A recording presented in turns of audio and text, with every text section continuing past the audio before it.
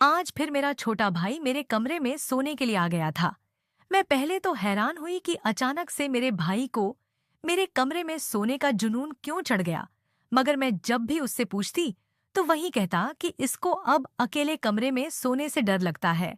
मुझे अपने छोटे भाई पर बहुत प्यार आया था और मैं उसको अपने साथ सुला लिया। वह वैसे भी 15 साल का था और मैं क्योंकि 21 साल की थी, तो मेरे लिए तो मेरा भाई बहुत ही छोटा था। इसीलिए मुझे उसको अपने साथ सुलाने पर कोई मसला नहीं हुआ था। इस तरह अब तकरीबन रोज ही मेरा भाई उस वक्त मेरे पास सोने के लिए आता था जिस वक्त मैं बस सोने ही वाली होती थी। पहले पहले तो मैं इस बात को बिल्कुल ध्यान नहीं दिया और अपने भाई को अपने पास सुलाती रही। मगर फिर कुछ दिनों के बाद मुझे अपने भाई में अजीब से बदलाव महसूस होने लगे थे। मुझे लगता था कि जैसे मेरा भाई मुझे हर वक्त बहुत गौर से देखता है और सिर्फ रात ही नहीं, मेरा छोटा भाई दिन में भी मेरे आगे पीछे घूमने लगा था। मैं जहां जाती वह मेरे ही पीछे होता था। मैं किचन में काम कर रही होती तो मेरा छोटा भाई भी किचन में ही मेरे पास आकर बैठ जाता और जब तक मैं किचन में काम करती रहती वह वहीं पर बैठा रहता था।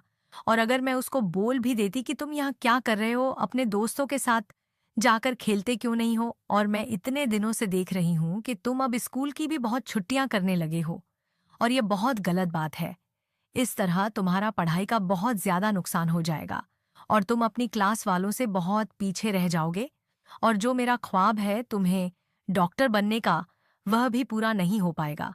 तुम अब अपनी छुट्टियां वाली यह गलत रूटीन खत्म कर दो और दोबारा से स्कूल जाना शुरू कर दो।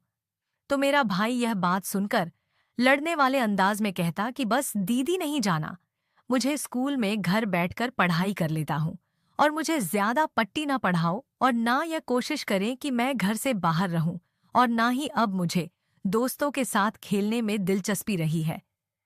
मैं अब बड़ा हो गया हूँ और घर में आपके साथ रहना चाहता हूँ, तो बार बार मुझे एक ही बात मत करा करो प्लीज। मैं अपने भाई की बातें सुनकर हैरान होती और परेशान भी होने लगी थी क्योंकि वह अपनी आदत, फितरत और रूटीन से हटकर सारे काम कर रहा था, जबकि वह पहले ऐसा नहीं था। वह अपनी पढ़ाई को लेकर बहुत ज्यादा सीरियस था और दिन रात अपनी पढ़ाई के लिए बहुत मेहनत करता था और अपनी क्लास में वह सबसे ज्यादा टॉपर बच्चा था। और फिर स्कूल से आकर थोड़ी देर आराम के बाद वह पास वाले पार्क में चला जाता था और शाम तक अपने दोस्तों के साथ खेलता था। शुरू से मेरे छोटे भाई की यही रूटीन रही थी, तो फिर अब इसको ऐसा क्या हो गया था कि वह दिन रात मेरे सर पर सवार रहने लगा था। सिर्फ इतना ही नहीं, मैंने महसूस किया था वह घर बैठकर मुझ पर ही नजर रखता था और उसकी नजरें मुझे अंदर तक उतरती महसूस होती थी। वह मुझे अंदर तक छानबीन करना चाहता हो, इसीलिए यह हरकत मुझे परेशान कर रही थी। और फिर जो काम उसने रात को शुरू किया हुआ था, अब तो उससे भी मुझे घबराहट होने लगी थी। मैं जब भी सोने की तैयारी करती, मेरा छोटा भाई मेरे कमरे में आ जाता और मुझे कहता कि मुझे आपके साथ सोना है। पहले तो मैं उसको छोटा बच्चा समझकर पास सुलाती रही, मगर फिर मैंने महसूस किया जब वह रात को मेरे पास आता था तो उसकी हालत बहुत अजीब महसूस होती थी। उसकी आंखें लाल हुई रहती थीं और अजीब तबीयत का लग रहा होता था और उसकी आंखों में भी मुझे कुछ अलग ही महसूस होने लगा था और यह बात मुझे बहुत परेशान करने लगी थी। और जब भी मैं अपने भाई से पूछती कि तुमको क्या हुआ है, तुम्हारी तबीयत ठीक नहीं लग रही थी मुझे, वह कहता कि नहीं दीदी, मैं ठीक हूँ, बस दोस्त के अस्तबल में गया था, वहां मैं घोड़ी का दूध पी लिया था, इसीलिए तबीयत थोड़ी अजीब हो रही है, सुबह तक ठीक हो जाऊंगा। तो मैं उसकी बात पर बहुत हैरान होती और बोलती कि तुम पागल हो, तुम घोड़े का दूध क्यों पीने लगे हो, जबकि घर में गाय वाला दूध मौजूद है, मत पिया करो। घोड़ी का दूध तो मेरा भाई कहता कि कुछ नहीं होता, बस दोस्तों के साथ हंसी मजाक में पी लेता हूँ, घोड़ी का दूध इतनी बड़ी बात नहीं है। मेरा भाई तो इस बात को भी बहुत मामूली समझता था, मगर यह बात मैं सुनकर मैं बहुत हैरान हुई थी। भला इसको क्या जरूरत पड़ी थी कि वह घोड़ी का दूध पीने लगा था, और फिर उसकी आखिर किस किस्म के लड़कों के साथ दोस्ती हो गई थी। वह घोड़ी का दूध पीने लगा था और इस बात को बहुत मामूली समझता था, मगर मेरा भाई अब बड़ा हो रहा था और मैं इसको किसी भी बात के लिए टोकता तो वह बुरा मानते हुए मुझे लड़ाई करने लगता था। इसीलिए मैं उसको ज्यादा कुछ नहीं कहती थी। मगर अब कुछ दिनों से उसकी रवैया बहुत ज्यादा बदले बदले से थे। और फिर एक मैं अपने छोटे भाई से बहुत डर गई थी। जब आधी रात को प्यास लगने की वजह से मेरी आंख खुली तो मैं देखकर हैरत में पड़ गई थी कि मेरा छोटा भाई जाग रहा था और मुझे ही देख रहा था। उसका इस तरह मुझे घूर घूर कर देखना बहुत परेशानी में डाल गया था। मैं अब अपने भाई से बहुत घबराने लगी थी। और फिर मैंने उसको एक दिन बोल भी दिया कि तुम अब बड़े हो रहे हो तो तुम अपने कमरे में सोया करो। मेरी बात सुनकर वह गुस्से से बोलने लगा, ठीक है, अगर मैं बड़ा हो गया हूं तो यह घर छोड़कर ही चला जाता हूं, फिर आपको मेरी तरफ से कोई परेशानी नहीं होगी। अपने छोटे भाई के मुंह से यह बातें सुनकर मैं कहाँ गई थी और फिर फौरन उसको बोला था कि नहीं, तुम घर छोड़ने की बात मत करो। अगर तुमको मेरे साथ ही सोना है और मेरे साथ ही रहना है तो तुम वैसे ही करो। मैं तुमको कुछ नहीं बोलूंगी, बस यह घर छोड़ने की बात कभी मत करना। तो वह मेरी बात पर चुप हो गया। मगर मैं अब पूरी तरह से परेशान रहने लगी थी। मुझे उसकी हरकतें और उसकी सोच बिल्कुल समझ नहीं आ रही थी कि फिर वह क्या सोचने लगा था और किन कामों में पड़ गया था कि जिनकी मुझे समझ भी नहीं आ रही थी। मगर उसकी हरकतें मुझे बहुत ज्यादा अजीब लगने लगी थी। अब मुझे अपने छोटे भाई की नजरें बहुत परेशान करने लगी थी। दिन में काम करते हुए भी मुझे उसकी नजर खुद पर गड़ी हुई महसूस होती थी और वही मेरे पीछे पीछे ही रहता था। और रात होने के बाद जब मैं सोने वाली होती तो तब भी वह मेरे कमरे में चला आता था और कहता कि मैं यहीं सोऊंगा। मगर उसकी हालत अब मुझे बहुत घबराहट में गिरफ्तार करने लगी थी। अब मैं भी रातों में सो नहीं पाती थी और वजह उसका जागते रहना था। मैं कभी भी समझ नहीं पाती थी कि वह अगर मेरे साथ सोना चाहता था तो उसको फिर सो जाना चाहिए था, मगर वह जागता रहता था और मुझ पर ही नजर रखता था। उसका इस तरह जाकर मुझे यूं जी भर देखना मुझे परेशानी में डाल गया था। फिर एक रात 2 बार मेरी आंख खुली तो यह देखकर मेरी रूह कांप गई, क्योंकि मेरा छोटा भाई जाग रहा था और मेरे बहुत करीब बैठा था। मैं बहुत घबरा गई थी और मेरे हाथों पैरों पर पसीना आने लगा था। मेरा सांस फूल रहा था, जैसे सीने में दबाव महसूस हो रहा था और मैं बहुत कोशिश के बावजूद भी हरकत नहीं कर पा रही थी और ना ही अपने भाई से कुछ भी पूछने की हिम्मत नहीं हो रही थी कि वह जागता क्यों रहता है और वह चाहता क्या है और क्यों मुझे घूमता रहता है। मैं अब बुरी तरह घबराहट का शिकार हो गई थी और अपने भाई की वजह से मेरी भी नींद उड़ चुकी थी और मैं भी दिन में भी आराम नहीं कर पाती थी। मुझे बहुत ज्यादा एहसास हो रहा था कि मेरा भाई बहुत बदल गया है और यह बदलाव बहुत गलत किस्म का था। और गलत था कि कुछ है ऐसा जो मेरी समझ से बाहर था। अगर जो भी था बहुत गलत था। और फिर एक दिन मुझ पर अपने भाई की इस हालात का राज खोला था जिसने मेरे रोंगटे खड़े कर दिए थे और मैं जीने के काबिल भी नहीं रही थी। वह हकीकत जानकर मेरा दिल किया था कि जमीन फटे और मैं उसमें समा जाऊं। इतनी बेइज्जती और इतनी घटिया हरकत सोच भी नहीं सकती थी कि जो मेरे भाई ने की थी। और मेरे भाई की हरकत ने मुझे जीते जी मार दिया था और मैं बहुत ज्यादा दुख और तकलीफ में गड़कर रह गई थी। जो कुछ भी हुआ था वह मेरे होश उड़ाने के लिए काफी था। मैंने कभी सोचा भी नहीं था जिंदगी कभी मुझ पर इस मोड़ पर भी लाकर खड़ा करेगी कि बाद में खुद से नजरें मिलाने के लायक नहीं रहूंगी। और इतना दुख मिलकर दिल कर रहा था मैं जिस दुनिया से ही चली जाऊं और अपने छोटे भाई का बिल्कुल एहसास न करो। उस रात में मेरी जिंदगी बदल डाली थी जब एक रात तबीयत ठीक ना होने की वजह से मैं जल्दी सो गई और तब नींद में मुझे एहसास हुआ कि कोई झटके से मेरा बिस्तर पर बैठा है। मेरी आंख खुल गई और फिर उससे पहले कि मैं कुछ समझती मेरे भाई ने मेरे ऊपर। मेरा नाम दिव्या है और मेरे भाई का नाम रोहन है। हम दो ही बहन भाई थे और हमारी बदनसीबी के हमारे माँ बाप बहुत जल्दी हमें इस दुनिया में अकेला छोड़ गए थे। मैं इस वक्त 14 साल की लड़की थी और मेरा भाई 8 साल का था जब एक रोज हमें स्कूल भेजकर माँ बाप अपनी किसी जानने वाले के घर किसी के देहांत में गए थे। और तब वापसी आते हुए मेरे माँ बाप का बहुत बुरी तरह से रोड एक्सीडेंट हुआ और वह दोनों मौके पर ही मर गए थे। मैं इस वक्त अपनी क्लास में बैठी पढ़ रही थी जब मुझे प्रिंसिपल ने बुलाया और यह खबर सुनाई थी। यह खबर मुझ पर बिजली की तरह गिर गई थी। मेरी तो जैसे दुनिया ही गुजर गई थी कि मेरे इतने चाहने वाले, मेरे माँ बाप इस दुनिया से चले गए थे। मैं अपने माँ बाप की मौत पर बहुत रोई थी। मेरी चीखने और तड़पने की आवाज पूरे खानदान और मोहल्ले वालों को रुला रही थी। मगर मेरा छोटा भाई मेरे माँ बाप के ध्यान से बहुत ज्यादा सदमे में चला गया था और बुरी तरह सहम गया था, जिसकी वजह से इसकी हालत खराब होने लगी थी। तब मेरे सारे खानदान वालों ने जैसे तैसे मेरे भाई को रुलाया, तो वह इतना रोया कि मेरा दिल फटने वाला हो गया था और मैं अपना काम भूल गई थी। उसकी उम्र ही क्या थी जिसमें इसको माँ बाप की जुदाई सहनी पड़ गई थी, और वह भी ऐसे वक्त में जबकि मेरा भाई अभी तक माँ बाबा के साथ ही सोता था और माँ बाबा का बहुत ज्यादा लाडला था। इस वजह से अब मेरे माँ बाप की मौत पर उसका बहुत बुरा हाल हो गया था और फिर उसको दौरे पड़ने लगे थे, और यह बहुत खतरनाक बात थी। हालांकि मेरे चाचू ने इसको किसी अच्छे से डॉक्टर से चेक करवाकर उसको नींद की दवाई देना शुरू करवा दिया था, और मेरा भाई ज्यादातर बेहोश रहता था और उसकी कोई होश नहीं रहता था कि घर में क्या हो रहा है और क्या नहीं। हमारे घर में 2 पोर्शन बने हुए थे। एक पोर्शन हमारा था और एक मेरे चाचा का था। चाचा के 2 ही बेटे थे और बेटी कोई नहीं थी, जिसकी वजह से चाचा मुझ पर बहुत ज्यादा प्यार करते थे और अपनी बेटी का सारा शौक मुझसे ही पूरा करते थे। और यही बात मेरी चाची को बहुत बुरी लगती थी। जाने उनको मुझसे क्या नफरत थी कि जब भी मेरे चाचा मेरे लाड उठाते तो उनको बहुत ज्यादा बुरा लगता था और उनको लगता था कि मैं उनके बच्चों का हक मार रही हूँ। जबकि चाचा के अलावा चाची के दोनों बेटे भी मुझसे बहुत लगाव रखते थे और मेरे चाचा से बात करना उनका भी बुरा नहीं लगता था। मगर मेरी चाची इस सब की वजह से मुझसे नफरत करने लगी थी, मगर मेरी माँ की वजह से कुछ कह नहीं पाती थी, क्योंकि मेरी माँ उनके मुकाबले में अमीर घराने की बेटी थी और गवर्नमेंट कॉलेज की हेड भी थी।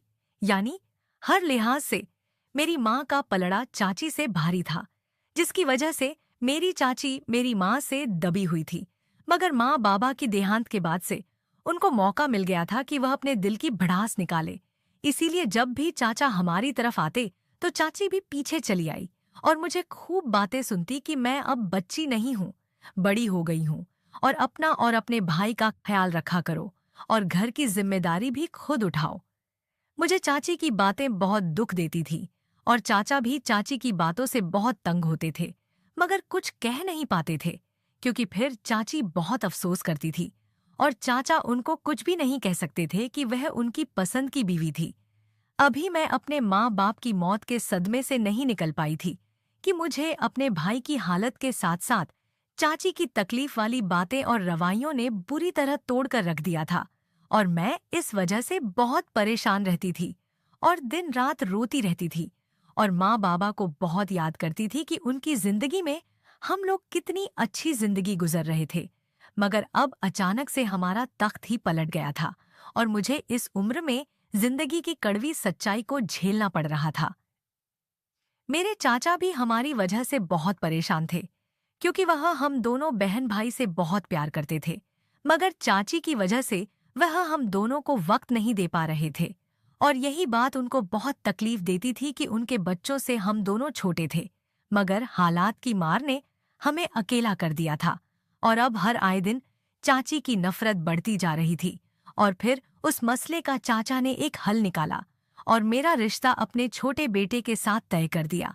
मगर यह बात सुनते ही चाची ने बहुत बवाल मचाया और चाचा से बहुत लड़ाई की और मुझे भी खूब गालियां दी और कहा कि यह रिश्ता किसी हाल में नहीं होगा। मगर जब चाचा नहीं माने तो वह रूठ कर मायके चली गई। अब जब तक चाचा अपनी फैसले से पीछे नहीं हटेंगे और अपना पोजीशन सही कर कहीं और शिफ्ट होने का वादा नहीं कर लेते, वह वापस नहीं आएगी। उनके जाने का चाचा पर बहुत बुरा असर हुआ था, क्योंकि वह अपनी बीवी से बहुत प्यार करते थे और अब उनकी बीवी मायके जा बैठी थी और मायके जाने से दोनों बेटे भी बहुत परेशान हुए थे, क्योंकि उनको भी माँ के बगैर रहने की आदत नहीं थी। तब मजबूरन चाचा ने चाची की बात करने का फैसला कर लिया और मेरे मामा को बुलाकर उनकी निगरानी में पूरा घर बिकाकर हमारा हिस्सा मेरे मामा को दे दिया और अपना हिस्सा लेकर अलग घर खरीदकर वहां शिफ्ट हो गए। मगर जाने से पहले चाचा मामा की मौजूदगी में एक जैसा काम कर गए थे, जिसका चाचा को पता नहीं था।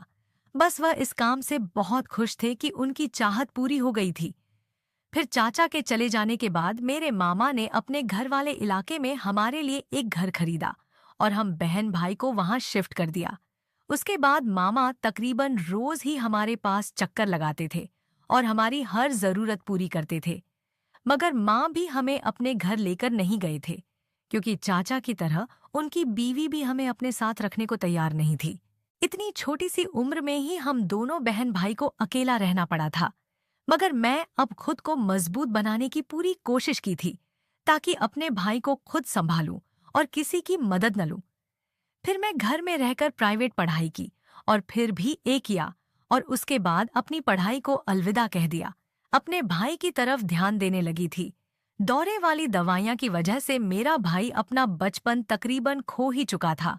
उसको बस माँ बाबा की थोड़ी सी बातें याद थी और वह सब भूलता जा रहा था, और मैं भी यही चाहती थी कि वह सब भूल जाए, ताकि उसके दिमाग में तकलीफ बिल्कुल ना रहे कि माँ बाबा की मौत के बाद चाचा की मजबूरी और चाची के कड़वे लगाइए इसको याद ना रहे, और ना ही वह दुखी हो। बस मैं अपने भाई के दिमाग में यह बात बैठा दी थी कि माँ बाबा इसको डॉक्टर बनना चाहते थे। तब से मेरा छोटा भाई अपनी पढ़ाई को लेकर बहुत ज्यादा सीरियस था, क्योंकि इसको डॉक्टर बनना था और हमें रुपए पैसे की कोई कमी नहीं थी, क्योंकि माँ बाबा की गवर्नमेंट जॉब की वजह से उनकी पेंशन हमें मिलती थी। और फिर बाबा ने हमारे लिए मार्केट में 5 दुकानें लेकर किराए पर चढ़ा रखी थी, तो इस सब से इतना पैसा आ जाता था कि हमारा घर बहुत आराम से चल रहा था और हमें किसी की मोहताज की नहीं थी। और फिर गुजरते वक्त के साथ धीरे धीरे माँ ने भी हमारे पास चक्कर लगाना छोड़ दिया था। मगर अब मैं अकेले अपने घर को चलाने में माहिर हो चुकी थी और किसी के न होने से मुझे कोई भी फर्क नहीं पड़ता था। हम अगर अपनों के होते हुए भी अकेले रहना मुझे बहुत दुख दे जाता था। वक्त का काम है गुजर जाना, और वह गुजर ही रहा था। मुझे भी धीरे धीरे हर काम की आदत हो गई थी और कभी किसी चीज का मसला नहीं हुआ था। मैंने अपना ध्यान अपने छोटे भाई पर लगा दिया था, पर अब कुछ वक्त से मेरा भाई बहुत बदला हुआ सा महसूस होने लगा था और पढ़ाई का बहुत शौकीन। मेरा छोटा भाई पढ़ाई से भी जी चुराने लगा था, और तो और उसने अपने दोस्तों के साथ खेलना भी छोड़ दिया था। और जब मैं उससे पूछने की कोशिश की तो उसने मुझसे बदतमीजी की और कहा कि वह अपनी मर्जी से रहना चाहता है और मैं उसके मामलों में ना बोलूं। मुझे उसकी ऐसी बातों से बहुत दुख हुआ और हैरानी हुई थी, क्योंकि वह ऐसा बिल्कुल नहीं था, बल्कि मेरी हर बात बहुत इज्जत से सुनता था और मानता भी था। मगर वह मुझे जवाब देने लगा था, और सिर्फ इतना ही नहीं, वह रात में मेरे पास सोने की जिद करता था। मगर मैंने महसूस किया कि इसकी हालत अजीब होती थी और वह सोता नहीं था। और जब मैं पूछती तो कहता घोड़ी का दूध पिया है, इसीलिए ऐसी तबीयत हो रही है। मगर उसकी हालत और हरकतों ने मुझे बुरी तरह परेशान और घबराहट में उलझा दिया था, और मैं अपने छोटे भाई के ऐसे बदलाव से बहुत डरी हुई रहने लगी थी। और फिर एक रात तो मेरे छोटे भाई ने मुझ पर कयामत गिरा दी थी, जब एक रोज तबीयत खराब होने की वजह से मैं जल्दी सो गई थी। तभी मुझे नींद में महसूस हुआ कि कोई मेरी बिस्तर पर बैठा है, तो मेरी आंख खुल गई और अपने भाई को अपनी बहुत करीब बैठा देखकर मेरी घबराहट और डर से आंखें खुली रह गई थी।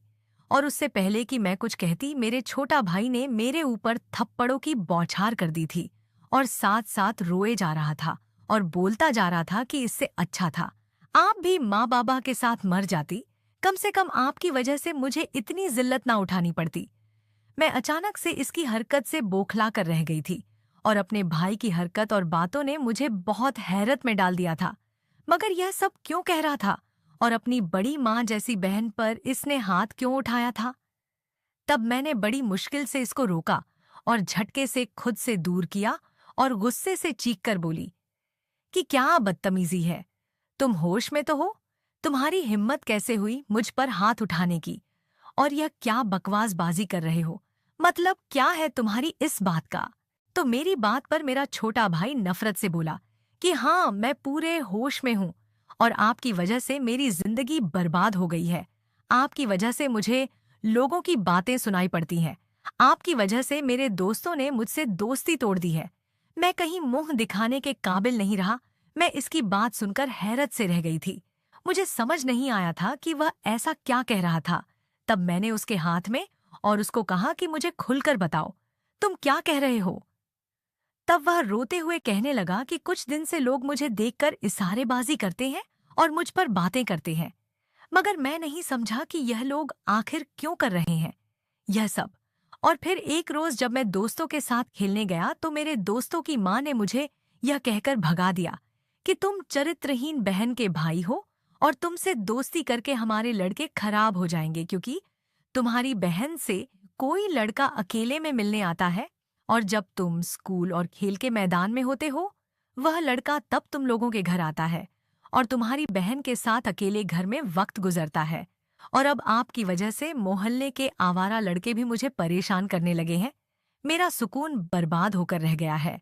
न मैं स्कूल जा सकता हूँ और ना ही खेलना, और यह सब आपकी वजह से हुआ है। बताइए मुझे कौन है वह। तब अपने भाई की बात पर मुझे जिल्लत हुई। मैंने कहा कि मैं अपने भाई के लिए क्या कुछ किया था और एक वो है जो मेरे साथ यह सब कर रहा था, मगर मैंने इसको कुछ नहीं कहा। और उसके सामने पहली बार चाचा और मामा को कॉल मिलाई थी और उनको भी सारी हकीकत बताई।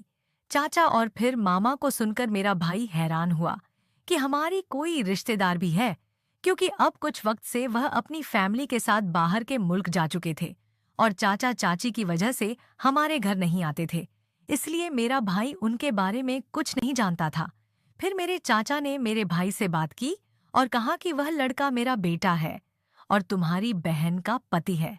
अलग घर में जाने से पहले मैंने उनकी शादी करवा दी थी और अपनी बेटी को जिम्मेदारी दी थी कि वह तुम दोनों को अकेला ना छोड़े और तुम लोगों के पास से चक्कर लगाए करें।